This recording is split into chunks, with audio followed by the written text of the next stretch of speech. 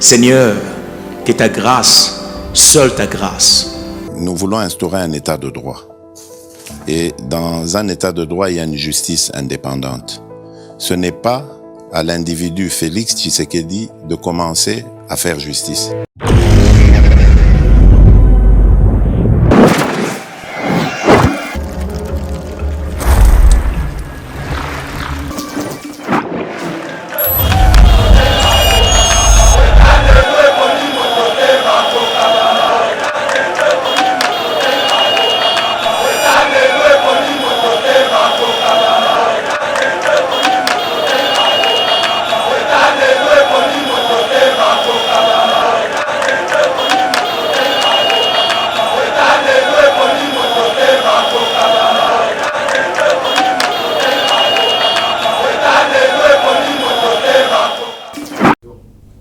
Mesdames et messieurs, bienvenue sur Eba TV. Très heureux de vous retrouver en ces débuts de la semaine. Naibike Bozali et Belé.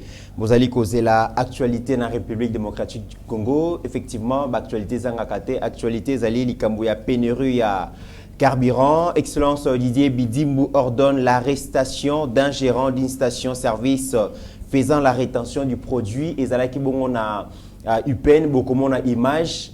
Et puis, Excellence Azali commis tout na lobby, banani bazali ko payer batouana pour créer crise artificielle, créer carence artificielle. Il y a produits pétroliers où ils allaient créer Moutou na ville province à Kinshasa d'après la disposition à ministre carburant qui kozangate. Mais ceux qui vont même dans la station bazote kate, il y a une main noire derrière le kwana bokoyoka na katia émission oyo. Deuxième sujet, mesdames et messieurs.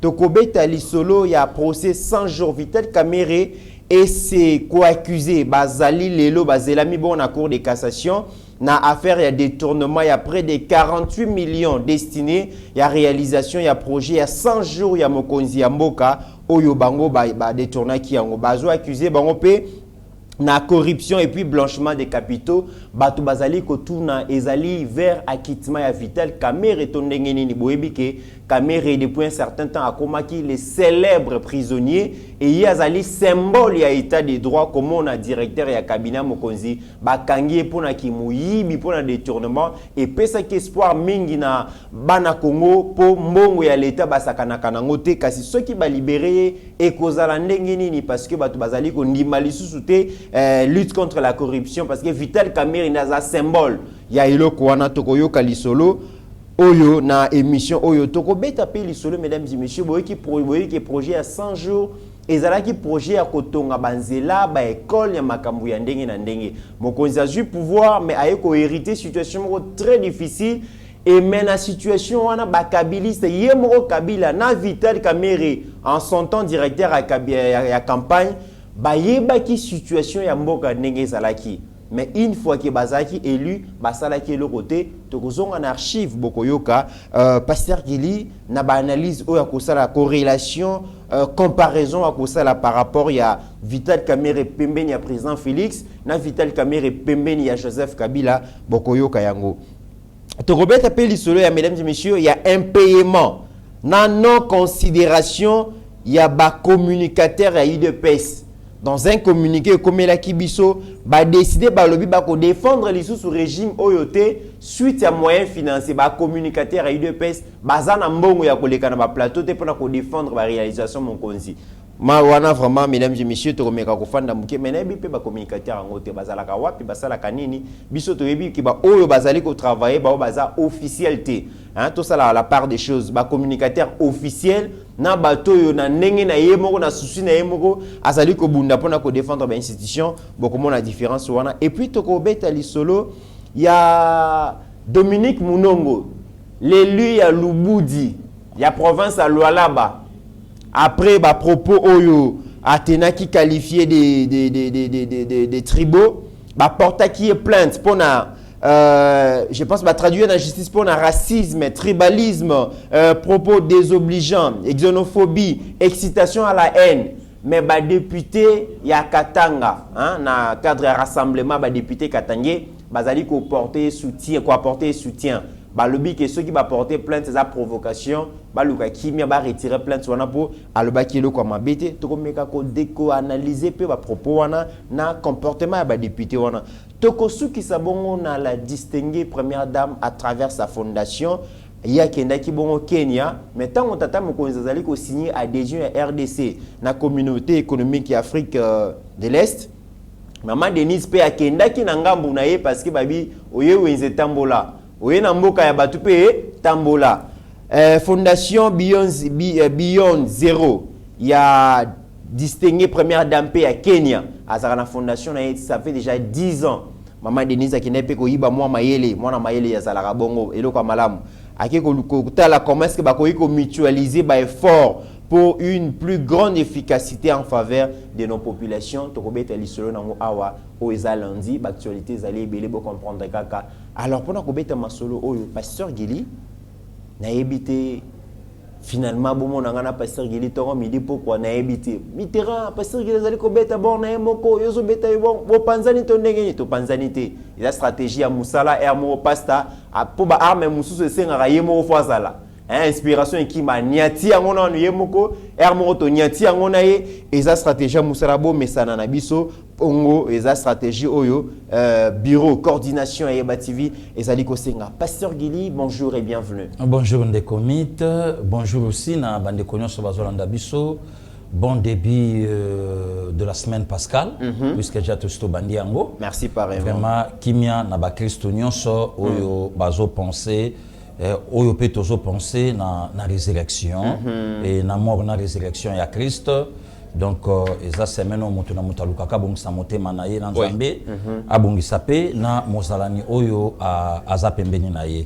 Donc voilà Ndekomit naza na salutation na yo depuis Madrid et pas kulutu chacho pipo. OK. Bango bavandaka na Yimbonde Rwanda donc ba otala biso ne ba olanda biso sikoyo ayebisa nga lobi pesa Ndekomit mbote. Mon frère chacho pipo de Madrid. Voilà donc merci beaucoup. Mbote no yango wana mama Capidor, mama Kapinga Doriana, Capidor aloba pena salueyo. Merci maman Capidor et commis. Donc heureux anniversaire à ma sœur Mireille Lassa, donc une combattante donc congolaise des pères et des mères. OK. Et mon apoto aussi yewana bozo monaye na tenue jaune na robe jaune très très belle femme.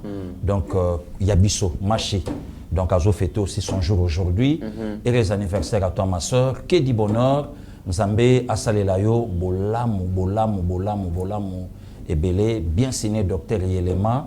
Donc merci et heureux anniversaire Mireille Lassa. Merci beaucoup pasteur Gili. Pasteur Gili lelo mikolo soko tamboli na Kinshasa oko remarqué phénomène moko engouement na ba station de service. Exactement. En tout cas, ils allaient paralyser l'activité na Kinshasa. Bon, comment on a vraiment que ezala ba taxi taxi bus ezala bandeko na biso ba wewa ezala ba personnel bazali ko prendre d'assaut ba station de service malgré appel ya excellence Didier Boudimbu na ba opérateur au ba evraka na secteur pétrolier situation les ali ko changer te pasteur Gili ministre Yemo Kalobaki esengeli akita na terrain mais nazali comment on pasteur Gili plus tozali ko poussa na ba maponomi plus il y a des gens qui ne jure que n'a créé la crise la République démocratique du Congo.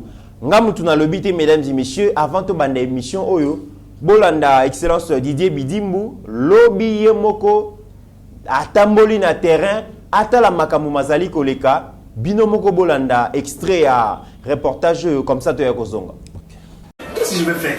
Mais il y a plusieurs commandes là-bas, c'est dans d'autres pompes, pas la 3 et la 4. Papa, je ne peux pas mentir, c'est une grande autorité devant moi, je suis malade.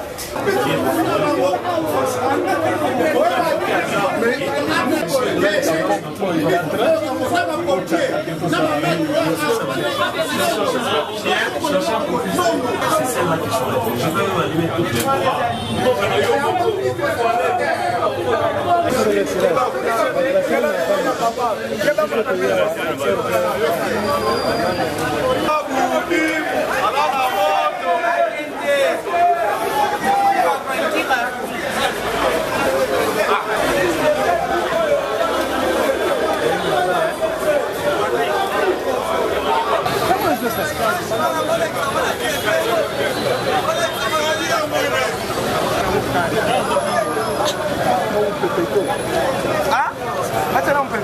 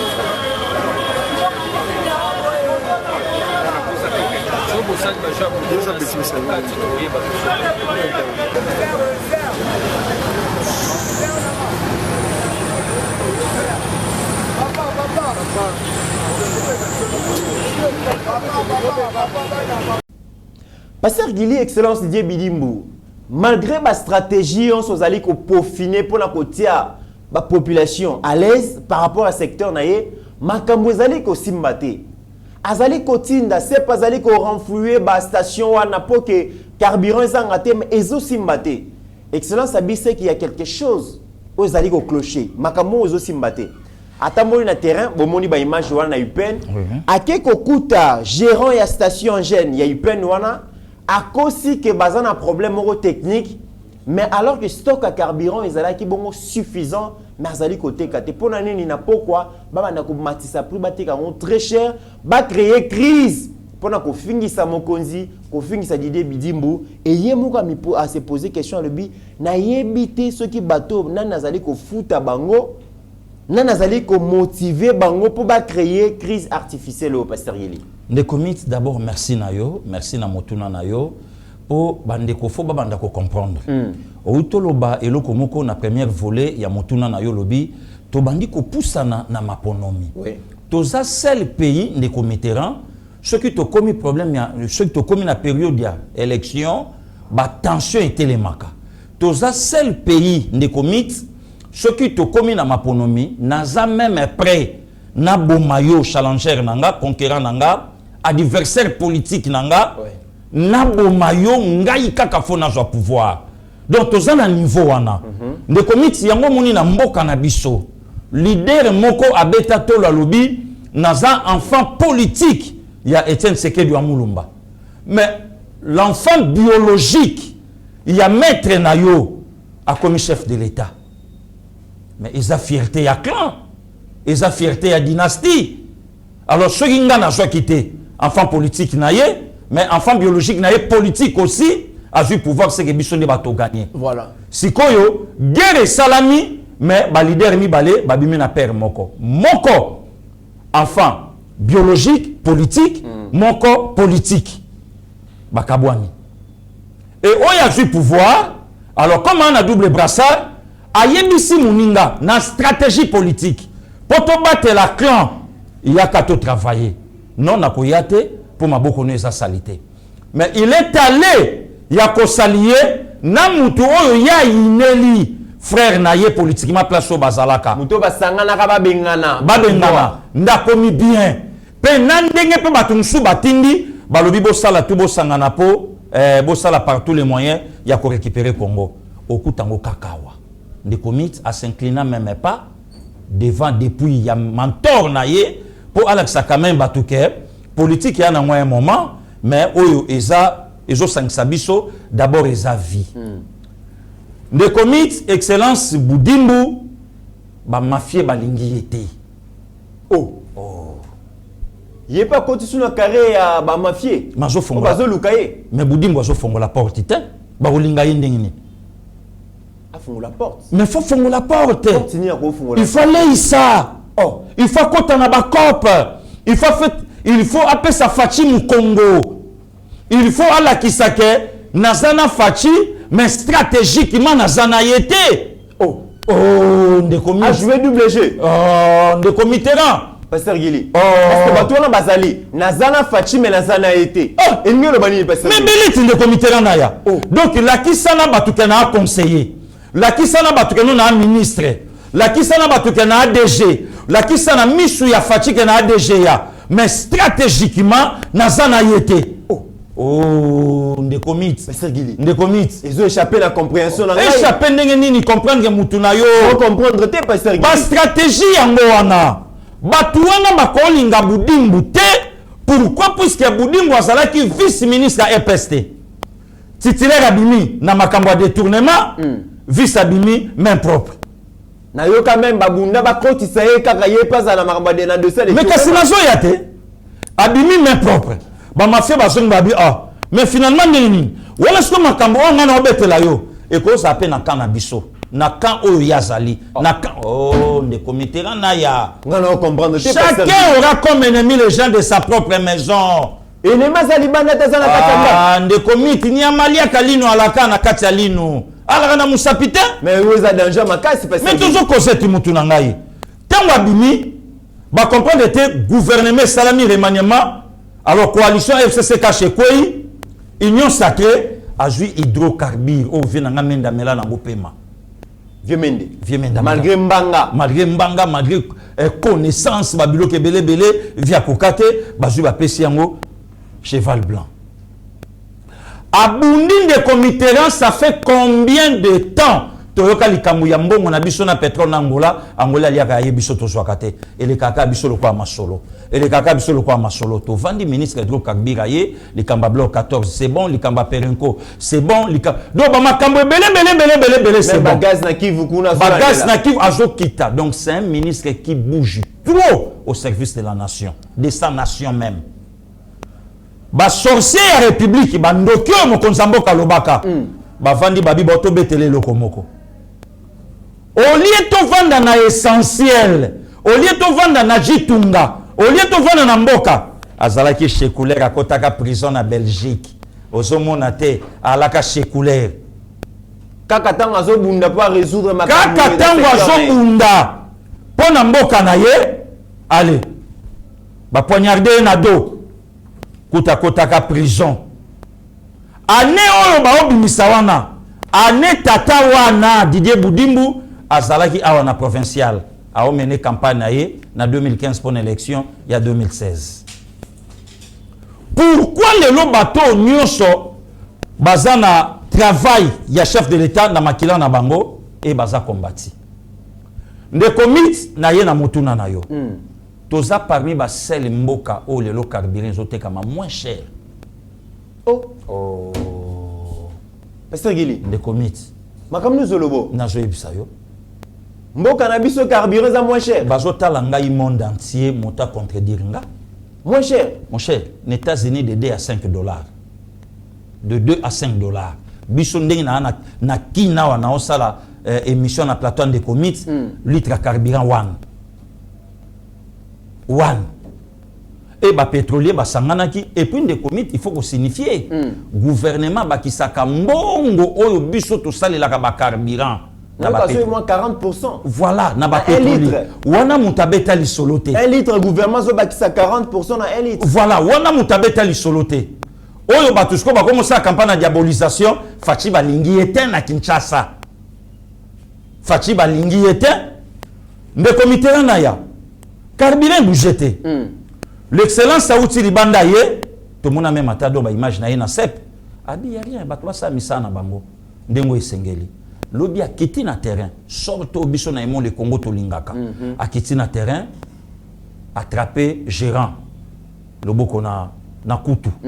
Nini ote tout ça bona pona nini balingi na poko atango yindaka allez bandeko na biso ba Kadhafi baye ache awa 20 litres ba chele carburant on dirait a ochango na Jefang na sima abaluka litre 5000. Excellence abi mais non nani azana sima na yo oyo azana sima na yo nani oyo azana sima na bino nani po bonyoko la population na niveau ya boye puisque biso bato to diriger mboka to yebi yangote le commit na zone tuna niveau nini ya motema mabe kongola kominango Congolais comme le niveau monté en bien rigolo. Il y a souka. Ne commis na oyebisa yo. Il y a souka, il y a propre moyennant quelque chose. Donc la crise au pasteur Ginga quand il y a crise à solo makomba Ukraine tout ça nzokande ezana bat bazo créer crise moko artificielle. Ba créer ngo bango moko na ne commis balingi ne ba kotisa biso na kati ya COP. Américain a koki ko publier $3 ya écart na litre à carburant. Mais Congolais zo kangali pa yoti na 500 francs comme na 750. 750 moins 500 250 francs. Bala kisanga eloko nini ya 250 francs ezote kama na Kinshasa. Vers Nguba, vers Sukali na ebité au-dessus disoki ayebi ata paquet biscuit o ya 250 francs. Mais talandenge ezotambola na ba vidéo. Mais de commit 1 litre demi ya huile. O ye tamboli monde entier na ba téléphone na biso na poto. Zwa marge. Et français moko criété. Et mutu moko gangité. Na Kenya pénurie ya kosagana te. Mokonza mboka utuna metala communauté congolaise nengi bayambi couple présidentiel na Kenya. Voilà le comité. Donc quel est le niveau ya motema mabe nazo mituna ozo luka ozo fachi na mabe posa na ngonini. Posa na ngonini de comité. Donc en fait niveau moko ya haine et commis niveau moko ya lokuta ce que est commis nini. Donc na sala par tous les moyens to bandasko koloba d'ailleurs ils avaient déjà préparé une déclaration Christian Boussembe aloba kango dans les jours qui viennent bokomo na ndenge makambo kokoma na média nyoso wana ko zapper ko salir pour permettre nini babimisa mokonza mboka mabe na opinion yango lelo moni et commis non fachi mazoko kate batu babaye journaliste moko kutu na moni azali kotambola micro balader mama loba oh non période de coûte comme difficile ndenge Kabila tikaki mama loba parce que c'est comme si bazali ko ngalisa moto na mboka non de comité démocratie au fachi yelibiso oh nazo ebisa yo démocratie au fachi yelibiso yo kasko na fungola yo de comité tangu ndeko wana oyo lobi alobi abimisi ba mama ba oloba yoka na suka to salaka kutu na mukonzi ya mupaya to salaka kutu boite to ba ito luka mwana mboka to zui mwana mboka mawa to seke ngelo bake oya ko ya prefachi mupaya kaka yoka siko na fongola bandeko ya Yeba TV eloko mo boy o to yeba raté ndeko mit to za na 5e président na République démocratique du Congo, oui. Depuis 1960 le 11 avril 2022. Dans le 5e président, Congo a reconnaître na Yemoko, sans polémique, sans discussion. Bah, Congolais de père et de mère, sur 5, on dirait baza 3. Oh. Pasteur Guili. De comite. Zelanon. Joseph Kasavubu. Mobutu. Laurent Désiré. Joseph Kabila. Président Félix. Voilà. Baza 5. Baza 5. Mais si on a 5 wana, les pères et les mères. Baza Misatu. Baza 5, Tokundi Misatu, Totskeli na moko aza na bomoi, na oyo aza na pouvoir. De comité tant outi na lipanda. Tant outi na lipanda. Na 1960, des pères et des mères abîmés. Des pères et des mères volonté ya ba nationaux. Bana mboka. Ba occidentaux ba zongi na boule. Ba vandi babi non. Ndenge Congo ezali na grand boule. Congo koza jamais dirigé na mwana mboka. Congo koza jamais dirigé na mwana mboka. Pour nani pasteur Guili. Le premier président choix ya peuple. Deuxième président choix ya ba occidentaux. Troisième président choix ya peuple. Marché ya Moumenu. Quatrième président, na on va écouter ba vidéo ezali, on est allé. Yomo conjugué faire bebachana katuana. On est allé ramasser un jeune homme ba pia na nationalité na ye. Cinquième président Machi. Si on a sima 5e président, bato yo nyonso bazoluka ebonga Machi azate. Oh. Ah, ndeko miti. Pasteur Guili. Bato nyonso bazobunda lelo po ba remplacer président Félix. Marché azate. Marché azate. Marché moumeno azate. Azate. Ah. Oh, ndekomit. Au moins na minute. Na minute. Tozo mené déjà adversaire 3D. Bazali Pasteur Guili. Yoka ndekomit. To banda bango na 1960 to che bango.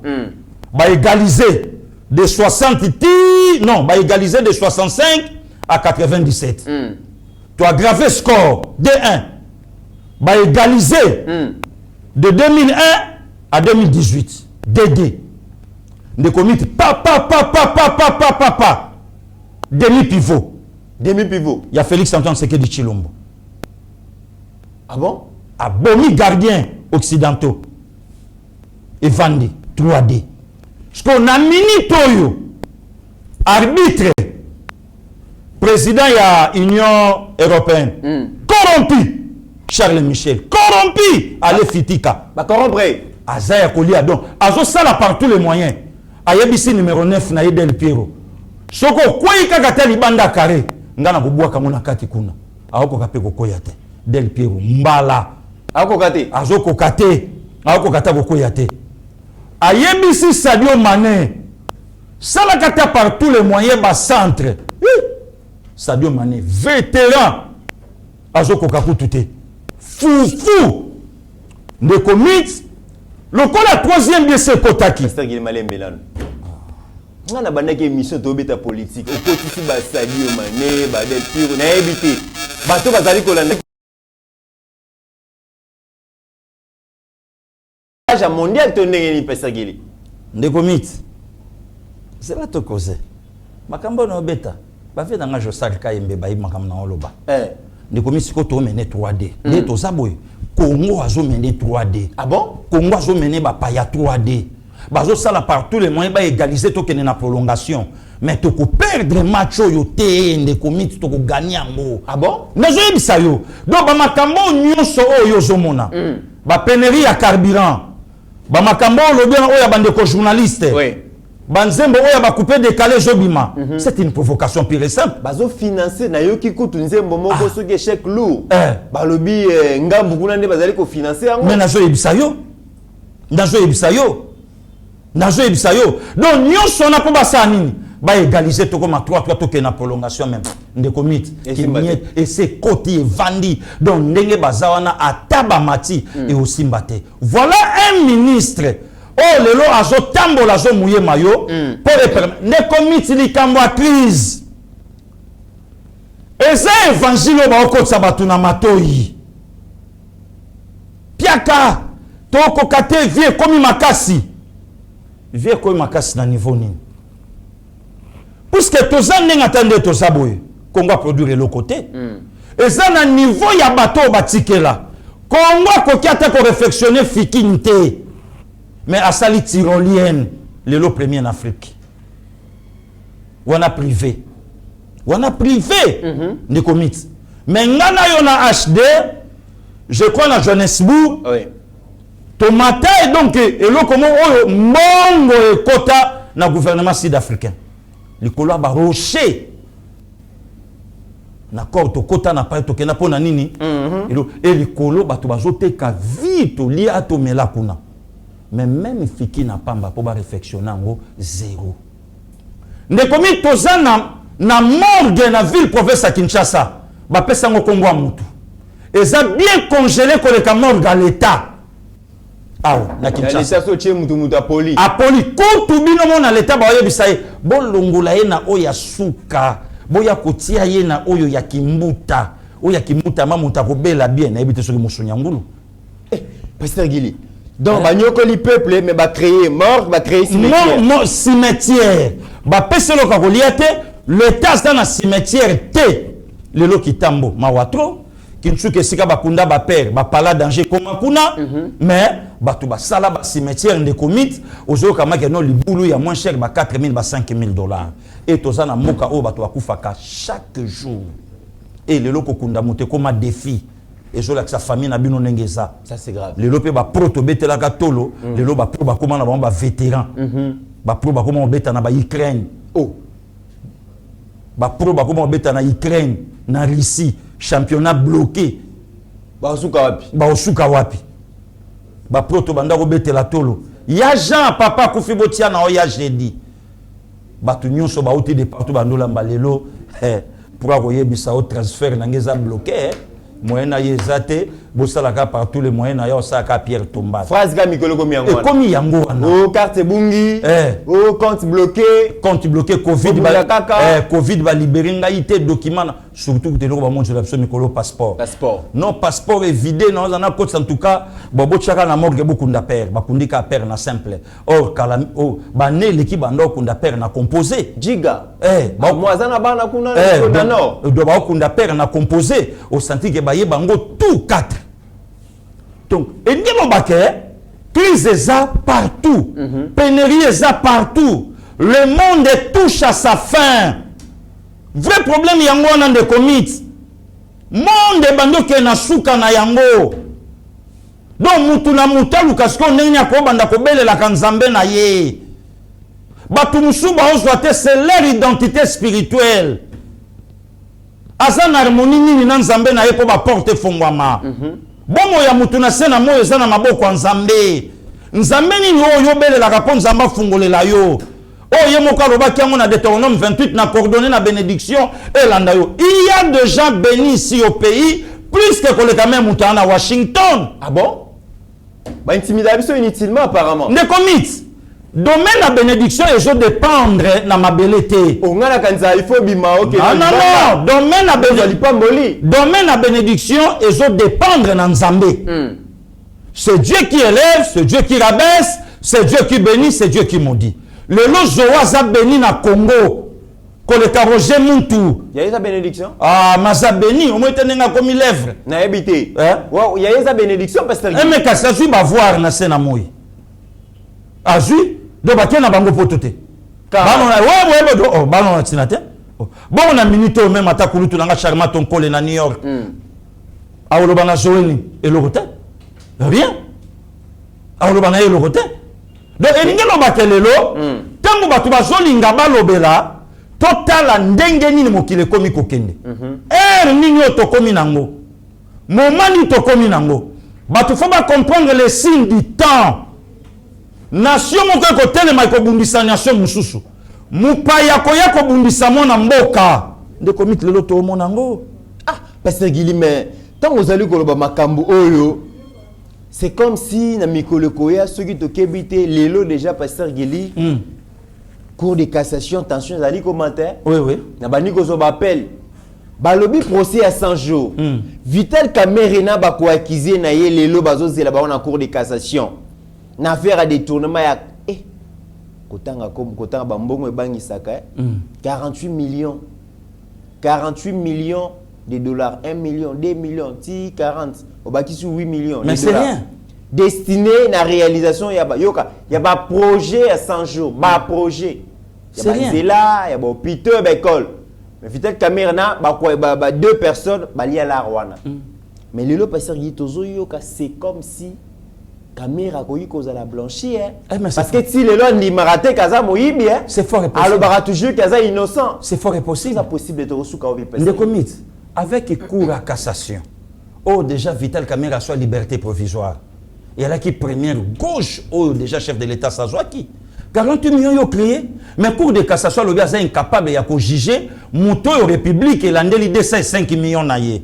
Parce que 48 millions na 5 millions à quoi ta fois combien? Yebisanga ande komite ranaya. Et le loyo soka moka 48 millions.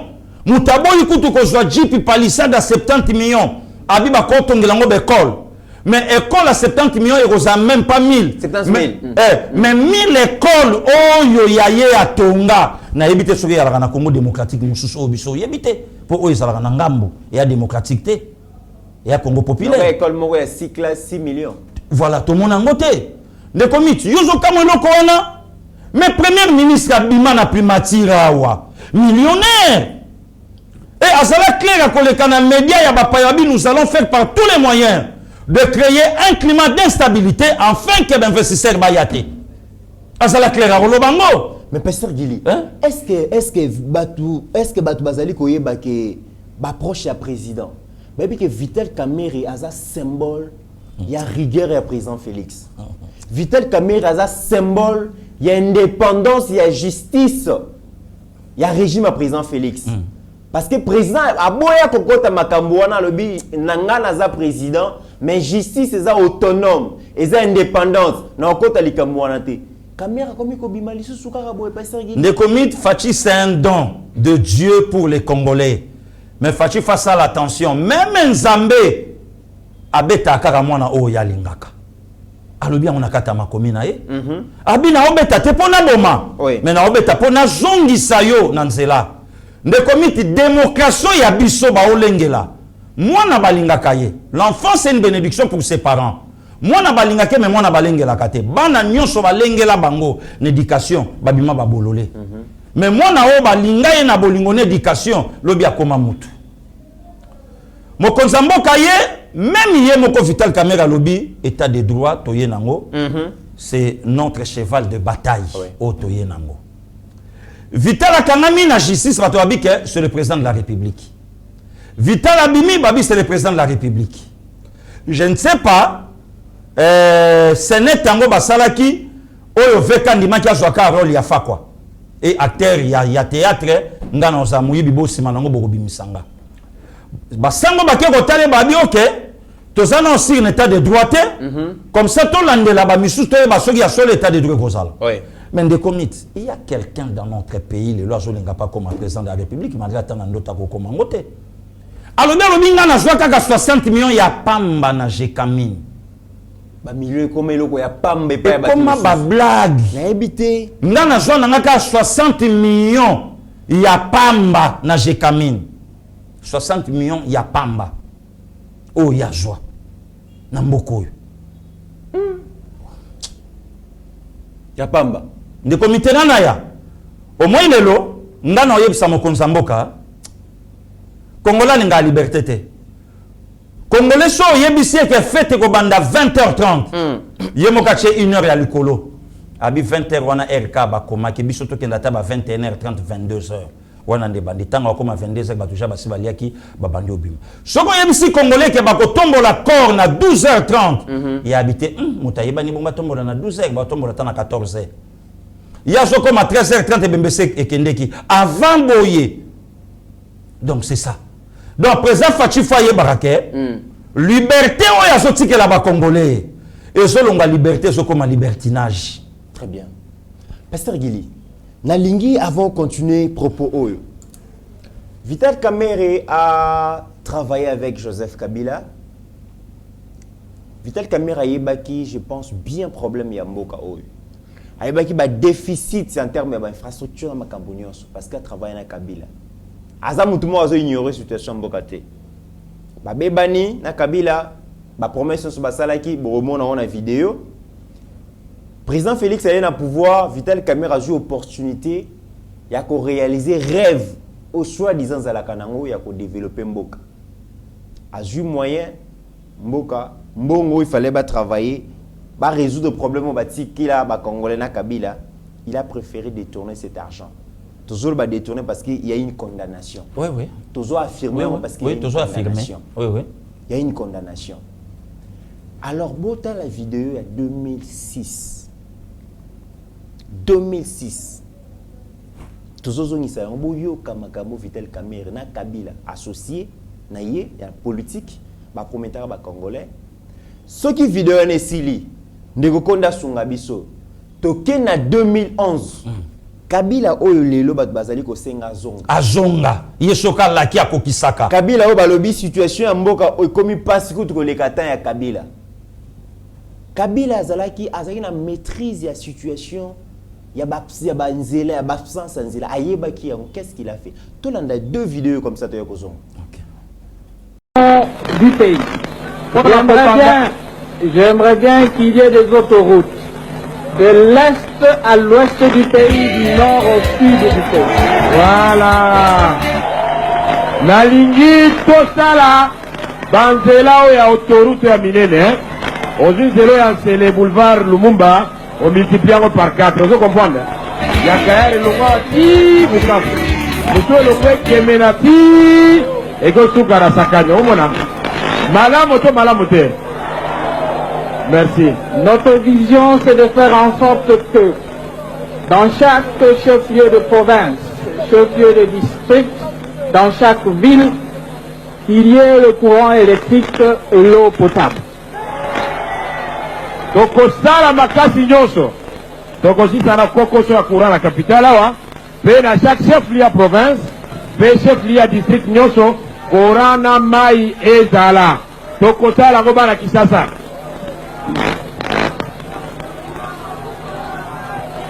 Et précisément en commençant par la ville-province de Kinshasa, miroir du pays. Donc, banda la Kisasa, miroir et à Congo na biso. Maboko pona bakinois.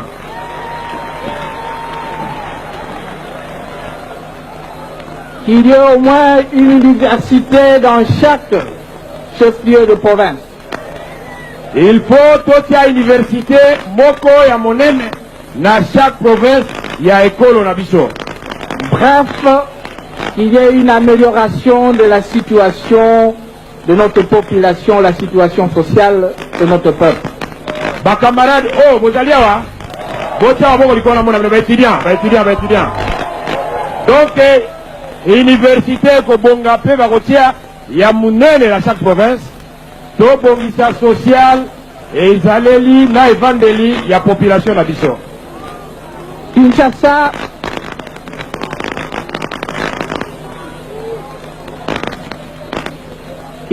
c'était le message du président de la République, le message du candidat du peuple.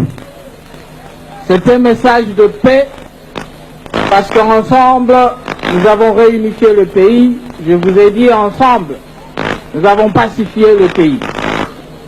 Et un message, oyo na memela kibino bakinois, et un message ya paix. Biso nyonso to sangisi mboka na biso ezaki na bitumba esili. Biso nyonso tozongisi kimia na mboka na biso pe na insisté biso nyonso. Et c'est un message d'espoir parce que finalement, on organise des élections dans notre pays. Et après les élections, ça sera la stabilité, la paix et le développement. Et ça fait message, il y a espoir pour toujours organiser des élections. Après élection de Tobandiko Tongamboka, Nabiso, pour te développer Yango. Kinshasa, voilà le message. Rendez-vous le 30 juillet pour que nous puissions changer complètement et tourner la page de l'histoire de notre pays. Kinshasa, on les message Nangai, rendez-vous dimanche. Natongo Olamuki. Sokoli. Bakoli Mafuta. Oji Kisano la loko bosa na ngote. Tokei. Kosano la bango. Nanenya Mukete. Et que ces élections puissent passer dans le calme, dans la paix et surtout dans la discipline. Pasteur Gili, nako sala commentaire te. Olandi vidéo mibale oyo lecture na yo zalini. De commit d'abord le bosso na yo sabande ko ba Holanda biso et salama na Fikini. Na Fikini. Il y a 2006. Oui. On a déjà Fikini pillé. Et régime à 18 ans, et on a déjà basali 5 ans. Basi ba monaki déjà nyonso oyo ekokaki. Babi bo d'abord pe Fikini bo to kokai pe eza ja réhabilité kara. De commit na yo ki mabe. Oui ki mabe.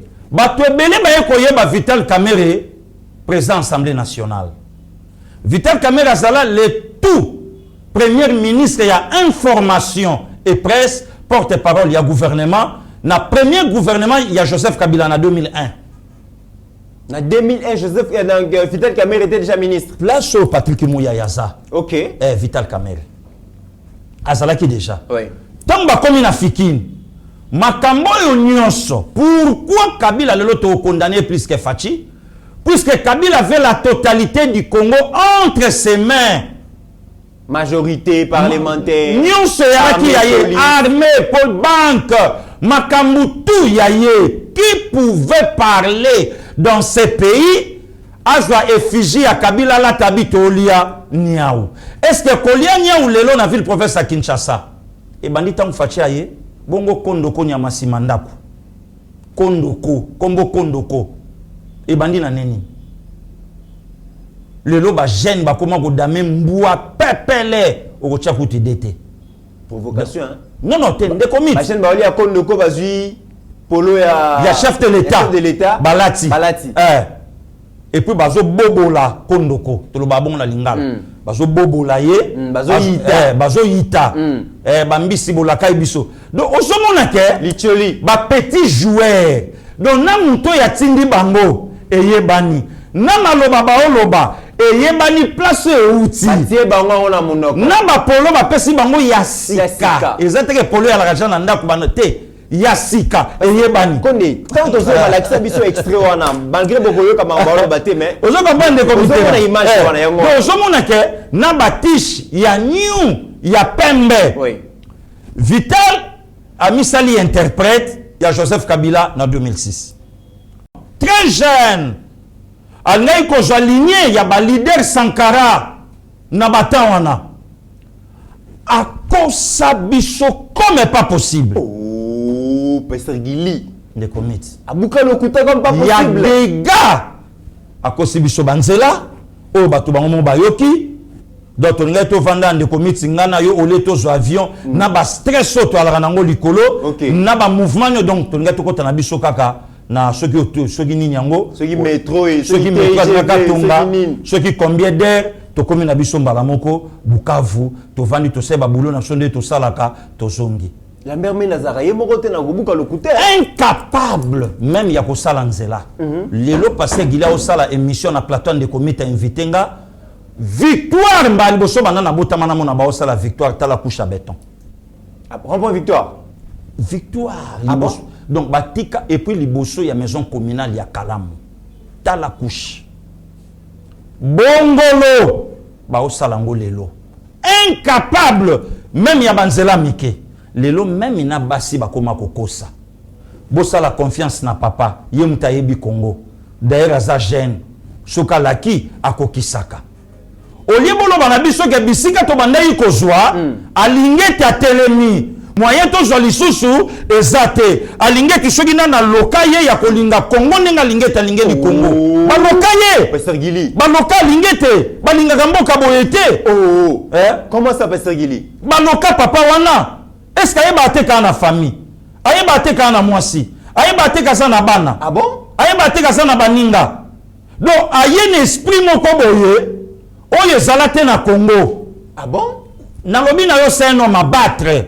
Na yebite na mvuta tata wana jila lingete ya kolinga mboka ndenga lingeli mboka boye. Mais na yo ki ba gestionnaire ba hôtel melema be babi bazo pe maté Pasteur Gili. Mais c'est ça. Moi bazo ata moi mkiezate Pasteur Gili. Mais c'est ça. Moi bazo ata moi souffle zate Pasteur Gili. C'est ça pourquoi puisque liboso na bango il y a un Gilles à Lingete. Ba chantier Pasteur Gili et kangami et s'arrêter. Au lieu à Kinshasa ba chantier mesdames et messieurs bazo tonga lisusu. Au lieu kutu maman lo bana biso ke.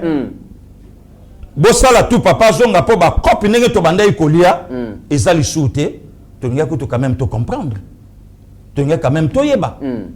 Mais bossa la confiance à zonga po. Wana ce qu'on commit na 2006. Est-ce que ma vidéo yon so maman li fait mon arango? Azala. Tanga lobi ke Azala. Kabila réalise. Azala. Promet il réalise. Te na fikine maman Azala. Est-ce que ma vidéo na mona kayango? Na fikine maman Azala. Nde commit. Na yebi solo romoko. Soki batu balandi vidéo wana. Nzambe atikalaka nzambe nenga pesanga mutu oyo ezongisaka likambu na seconde ateleki. Le président Kabila à l'époque a bengi Vital Kamerhe kana vidéo wana a soline likambu na litoyi papa Vital aye yoka siko Vital mambalobi na micro abi président bendinga matoyi abi yo lokolo zalaka shosho na lingi ozala shosho te mema makambu malembe nga naza motakimia.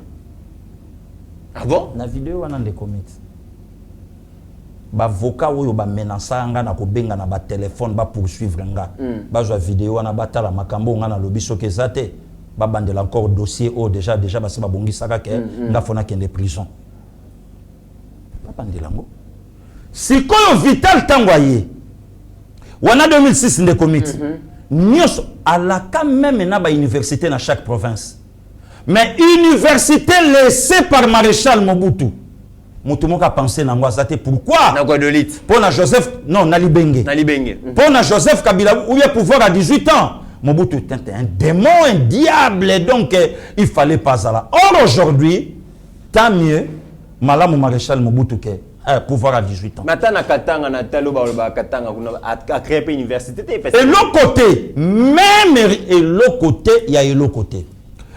Le comité, tu as une vidéo il y a 2011. Ba défi on le ba tunyo so ba tomboli mungongo. Mais pouvoir à 18 ans ba yebaki yango avec quel gouverneur à Katanga? Ba tunyo so ba yebaki le patron plus puissant que le quand même premier ministre à l'époque.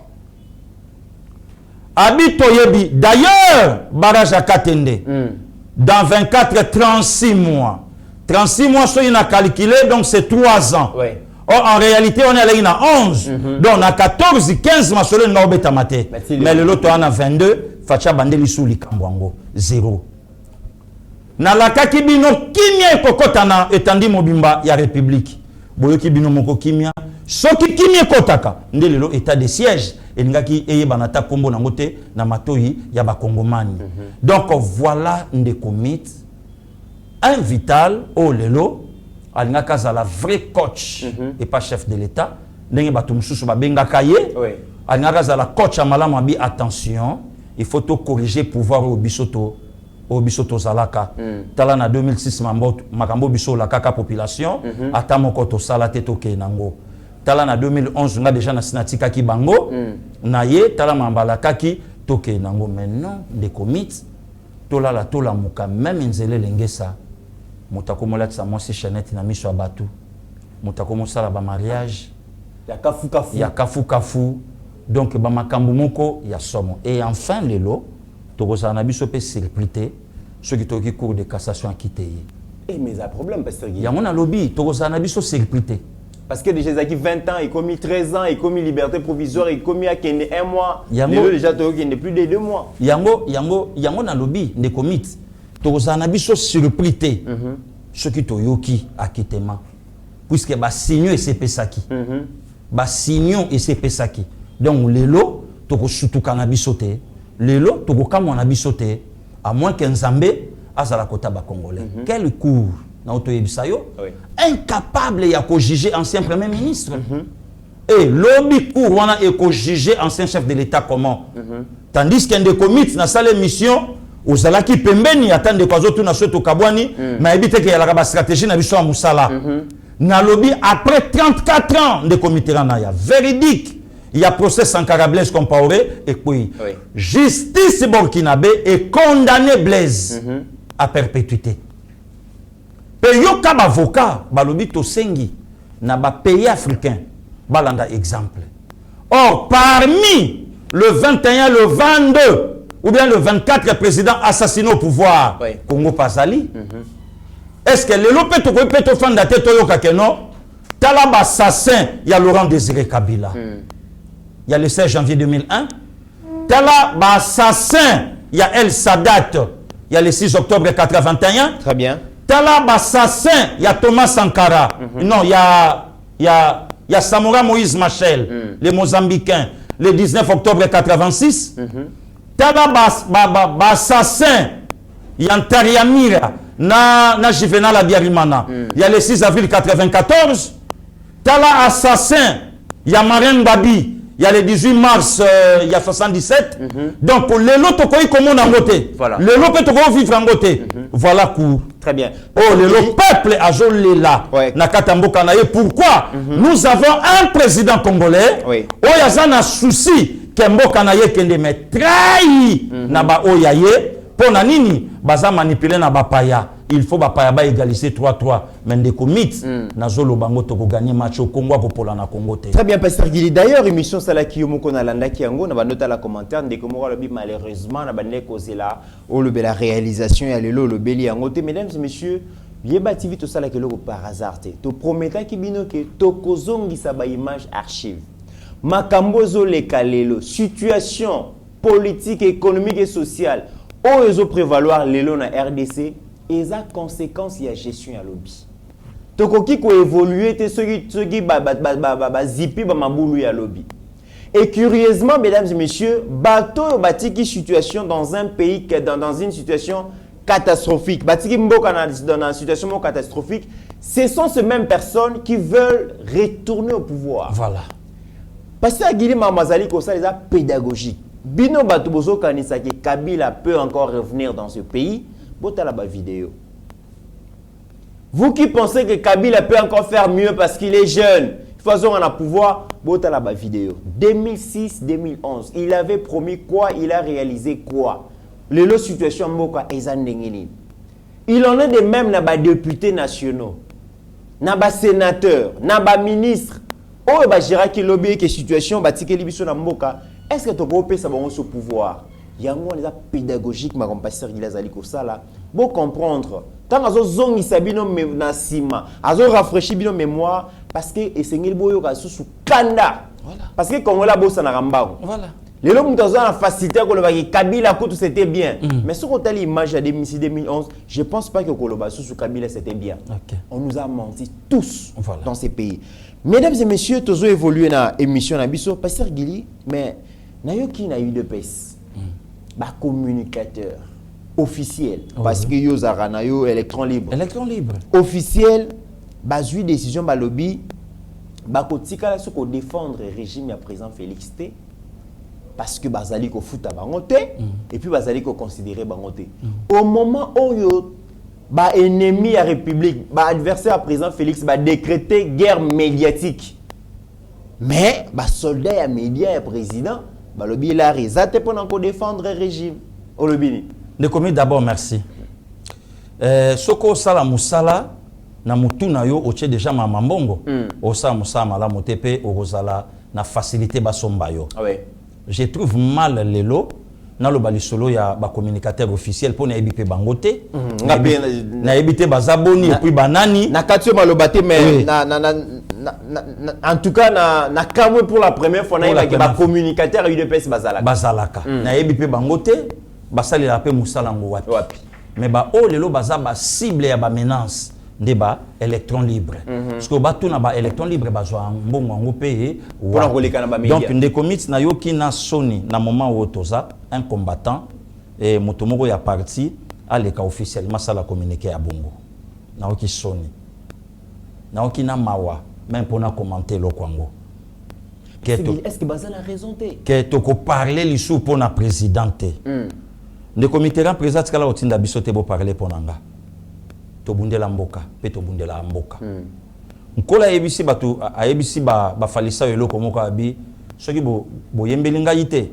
mabange ko yembelanga tika biso mabanga tobundela mboka to défendre fachi moment où tozali eza moment te que un communicateur ou bien nani akoko tchana no makambu ya kolia liboso pour puisque danger ça en 2023 oui oyo senga photo conserver na nos pouvoirs bongo to bandenge nini makambu nini ekoyeko yela biso sima je trouve mal avec tout le respect ya musala pour de commis fona batela maloba pour noki batunanga obundela wapi po ya la kana vocabulaire moko biso to bunda wapi voilà donc to yebi peut-être sur babunda ka place nini mais vocabulaire ezalaka moko obunda voilà donc nazana respect na bango eza choix na bango toza na démocratie mais cela n'empêche pas que pasteur Gila tangisa moto ki pona mboka na ye. Mesdames et messieurs, pasteur Gila Utikoloba makambo ya Vital Kamerhe awa au moment où tozali ko sala émission oyo na moni actualité ekoti parce que procès ba yebisi biso procès 100 jours. La condamnation de Vital Kamerhe à 13 ans de prison annulée. Information toujours sur Yangoana. Voilà. Alors on a que plus loin, la Cour de cassation casse la décision de la Cour d'appel condamnant Vital Kamerhe à 13 ans de prison. Elle a ensuite renvoyé les dossiers à la Cour d'appel pour bien dire les droits. La composition de la Cour d'appel sera donc autrement composée. Concrètement, la condamnation de Vital Kamerhe selon la Cour de cassation n'était pas régulière. Bato baye bara français bako sunga biso. Mais ezaka ka nenge pasteur qui les aliko. Bazali ko soigner français ko bongisa. Voilà.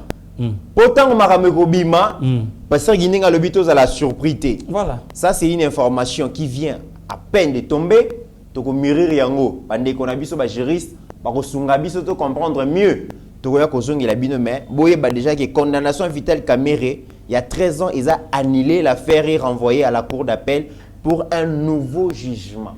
Donc, nous avons bandeli yango à zéro. Na minute Vital Kamere a condamné. Et c'est les canaux de jugement. Ça, c'est l'information qui vient de tomber. Voilà. Pasteur Guilletto va continuer. Première dame, Maman Mokonzi. Oui, oui. La distinguée. La distinguée première dame. Tant bakei bongo Mokonzi Mboka kei na Kenya pour signer adhésion à RDC. Hein, na pays na communauté économique qui a Afrique de l'Est. La distinguée première dame à lobby ngai naza mama toyoka soko ye wenze tambola lokola nga na yeko tambola na papa azali ko sala makambu na yekuna ngape na ko tika boete esengeli na luka pe na zwa mayele akei bongo kokutana na première dame ya Kenya mama je pense Margaret Kenyatta il est pas dans la fondation ça fait 10 ans a évolué ma casse dans le secteur santé éducation tout ça la distinguée première dame akei ko zwa mayele batala ne ba ko mutualiser force pour la kosunga toujours bana Congo à travers extrait et reportage yo bolanda yango comme ça to ya kozonga. Épouse des chefs d'État et première dame, elles le sont, mais beaucoup plus, porte-voix des populations. Denise Nyakiru Tshisekedi et Margaret Kenyatta se sont retirés du cérémonial officiel de l'adhésion de la RDC à la communauté des États de l'Afrique de l'Est pour des échanges plus approfondis sur des questions spécifiques d'intérêt commun. L'épouse du chef de l'État congolais souhaite en savoir davantage sur le mouvement Beyond Zero que dirige la première dame du Kenya. 10 ans d'existence et autant d'années d'expérience, cette structure détient des riches enseignements à partager avec la fondation Denise Nyakiru Tshisekedi. À travers Beyond Zero Mobile Clinic, des services de soins de santé sont offerts dans des zones difficiles d'accès. Des fonds sont mobilisés tous les 8 mars avec l'organisation de Beyond Zero Marathon pour financer ces cliniques mobiles à travers le pays. L'Institut Margaret Kenyatta pour le genre et le développement social se charge de son côté de l'appui à l'administration publique en offrant des bourses d'études. Un échange d'expériences et pratiques qui a permis aux deux parties de déceler les similitudes dans leur engagement respectif au profit des populations. C'était une visite enrichissante, l'opportunité pour la première dame de la RDC, pour la fondation, de pouvoir voir ce qui déjà est réalisé ici. Ça va faire plus de 10 ans que la première dame du Kenya travaille avec sa fondation. C'était donc pour nous une opportunité d'apprendre de ce qu'elle a eu à réaliser, de ce qu'elles ont déjà réussi à faire ici et de quelle manière on peut aussi s'inspirer de ses conseils, de son expérience. De par la présentation, nous nous sommes rendus compte qu'il y avait plusieurs domaines dans le secteur qui sont nôtres, entre autres sur le point de vue de la santé, avec la lutte contre les fistules obstétricales, avec l'éducation, avec la génération égalité et toute forme de awareness que nous on fait dans le pays. Et c'est donc pour nous l'opportunité de voir de quelle manière, bien sûr, nous pourrions conjuguer les efforts ensemble pour que nous puissions arriver à atteindre nos objectifs. Donc là, déjà, nous allons commencer par une intensification de relations avec la fondation de la première dame du Kenya ici. Nous allons apprendre de ce qu'ils ont eu à faire et nous allons surtout commencer à voir secteur par secteur qu'est-ce qu'on peut faire ensemble. La première dame de la RDC, présidente de la fondation qui porte son nom, sort de cette rencontre avec une alliée de taille pour sa vision. Denise Nyakiru Tshisekedi et Margaret Kenyatta entendent ainsi mutualiser les efforts pour plus d'efficacité dans les combats communs à leur structure. Pasteur Gili tokomi na presque na suka na émission na biso olandi reportage Maman Denise azali kotambola ko luka ko yiba mayele ya malamu place bandeko bazali ko travailler pour que bayi Congo ba profiter na fondation na ye. Fondation na ye ezali ya kokunda batute. Fondation na ye ezali ya kokabola ba maputa te. Mais fondation na ye ezali ko pesa lobiko, ko pesa mayele, ko soutenir bana Congo ba kende ko tanga libanda et elle est disposée, elle est déterminée partout où il y a une initiative ya malamu, en Afrique, en Europe, en Amérique, ala la rapongité koluka koyiba mayele ya bandeko ba réussir dans secteur wana aya pe ko sala wana Congo. Non, ndeko mit valeur ya mwasi, valeur ya mama yango wana. Nga na yebisa batuke komona mama Denise lelo bato ba monaka mama Antoinette Mobutu bazomona image ya mama Antoinette pas mama Denise Nyakero Tshisekedi. Okay. Donc souci na ye ezake a accompagner mobali na ye na détournement te. A accompagner mobali na ye te ke batonga soki ba place nino bato bakenda ko tonga et ça la soni mais souci na ye ezake ba réussir. Pour et permettre bato pe bakoya na sima ba continuer ba bazo bango ba sibatiaki. Oui. Voilà. Donc tant que on a souci nyonso wana eza comment nga pe na point nanga fondation nanga nga ipe madame na ko ipe ko accompagner mobali na ngai. Bana bakendo tanga bana biso ba SS ba biloke belebele makamba be code de foot ba biloke belé auto za nango te nyonso za na kati ya projet ya fondation Denise Nyakero Tshisekedi. Donc bravo na maman, bravo. Donc accueilli pour mon Nairobi, accueilli pour mon Kenya, mais accueilli pour na Moussala. Donc Moussala moutemeni ekuna. Voilà ndeko. Alors dernière question en 1 minute, Pasteur Gili. Dominique Mounongo, député au nargué bateau, Mikolo réseaux sociaux zalaika yenaye, a joué soutien ya directeur à cabinet ya Moïse Katumbi, Olivier Kamitatu. A aussi qu'on soutien à tous les députés katangais réunis dans le rassemblement des députés katangais.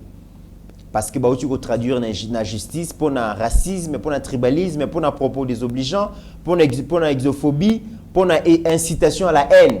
Yemuta lobi ki bakasayen ou bazali ko longwa kasay ko ya katanga esengele batike pana bamba tonge pana bango ba ye awa bazoli ba mbwa alors que ba mbwa baza baninga na biso to vivarana bango esengele ba respecter ba yuji na ba coutume na biso kasi bazali ko bebise la biso katanga. Donc propos wana est créer indignation makasi mais quand même bazali ko recevoir ba soutien, surtout soutien ba députés nationaux ya katanga Pasteur Gili. Bon d'abord de commit son épée na soutien wa bandeko ba député na ningaki ndenge ba telemi wana ko kisango basa la déclaration basenga nous pour ba ndaka bongo phrase wana izanga raté. Ouais tozan a besoin to yeba qui a tué notre frère ami Katangé Laurent Désiré. On a basala ngote. On a basala ngote, ba incapable, ba incompétent, ba hypocrite. Nani abomela biso katumba mwanke. Tout ça pour ça ba biloko wana. Ndeko mito par là awa pona xénophobie. Oui. Et bandaka pe boye. Bien sûr. Lelo tanga zolo bakeno il faut to respecter bambwa babande ko na biso. Mais azala courage na ligne na bango pour monter akoma na trône. Il faut princesse. Il faut sangisa nzoto na ndeko na ye. Ah bon? Oui, il faut salamate. Donc quelque part lelo ndeko mix na zolo banayo ba congolais